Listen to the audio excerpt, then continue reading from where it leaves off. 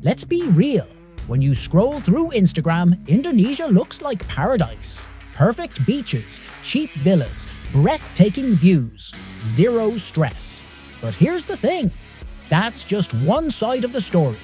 In this video, I'm going to show you the real Indonesia. Not just the Instagram version, not just the tourist highlights, but the raw, unfiltered reality. Yes, there are places here that are absolutely stunning. Some of the most beautiful I've ever seen. But I'll also tell you what the influencers don't. The things that are overpriced, the traffic nightmares, the scams, the downsides that most people only learn the hard way. So if you're planning a trip, or just curious about what Indonesia is really like, stick around. This is the full picture. The good, the bad, and everything in between.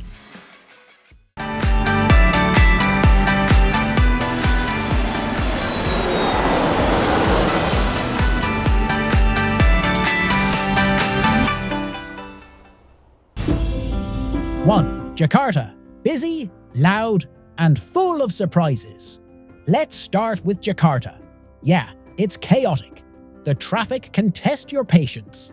But once you're in, it's actually one of the most fascinating cities in Southeast Asia. You've got a mix of modern malls and ancient Dutch architecture. Mosques and cathedrals literally across the street from each other. Food stalls, street music, and a rhythm that never really stops. Monas Monument is a must. Kota Tua, the old town, feels like stepping into a different era. And if you want to get a crash course on Indonesian culture, head to Taman Mini. 2. Belitung. The island you've probably never heard of. Belitung is one of those places that's not on most tourist maps, and that's what makes it special. It's all about white sand beaches, giant granite rocks, and water so clear it doesn't feel real. You can chill, snorkel, visit a lighthouse from the Dutch era, or check out Lake Kowloon, bright blue water in an old mining pit. And the best part, hardly any crowds. 3. Yogyakarta, where culture still means something. If you want to really understand Java, come to Yogyakarta. Locals call it Jogja. This place is all about tradition. You've got the Sultan's Palace, batik makers, street food everywhere, and puppet shows that have been passed down for generations. It's also the gateway to two ancient temples, Borobudur, the world's biggest Buddhist temple, and Prambanan, a massive Hindu complex. Plus, the energy here is just different, creative, youthful, and grounded in heritage. 4. Mount Bromo. Wake up early. Thank yourself later. Mount Bromo is one of those worth it spots. You'll wake up before sunrise, drive in the dark, and hike a little bit. But when the sun starts rising over that smoking crater, you'll forget how tired you are. The surrounding sea of sand makes it feel like you're on another planet. Locals still perform rituals here, offering food and flowers to the mountain. It's not just a view, it's a feeling. 5. Bali. Not the Instagram versions, Bali's famous, but it's also misunderstood. Yes, there's nightlife and beach clubs. But that's just one side of the island. The real magic?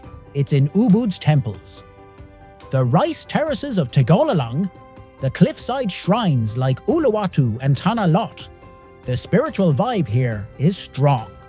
And if you want to connect with nature, with culture, with yourself, it's all here. 6. Gili Islands. Small, chill, and completely car-free. Just off Lombok, you'll find the 3 Gili Islands. Gili Trawangan, Gili Meno, and Gili Air. No cars, no chaos.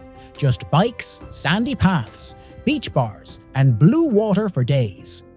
Gili Tea is the party spot.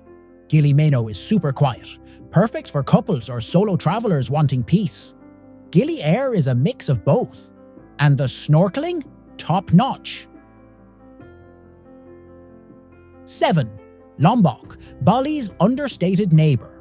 Lombok doesn't try to be Bali, and that's the best thing about it. It's raw, less commercial, and full of adventure. Mount Rinjani is the big draw here. It's the second highest volcano in Indonesia, and the views from the top are insane. Then there's Pink Beach, which actually has pink sand. Plus, waterfalls, quiet villages, and uncrowded surf spots. 8. Wakatobi, where the ocean comes alive. If you love diving or snorkeling, Wakatobi should be on your list. The coral reefs are untouched, the water is clear, and the marine life, incredible. This is the kind of place where you'll see manta rays, turtles, and fish that look straight out of a Pixar movie. It's also home to the Bajo people, sea nomads who've lived on the ocean for generations. 9. Sulawesi, culture, mountains, and tiny monkey. Faces Sulawesi is shaped weird and acts weird, and that's what makes it awesome. You've got places like Tanah Toraja, where funerals are multi-day festivals.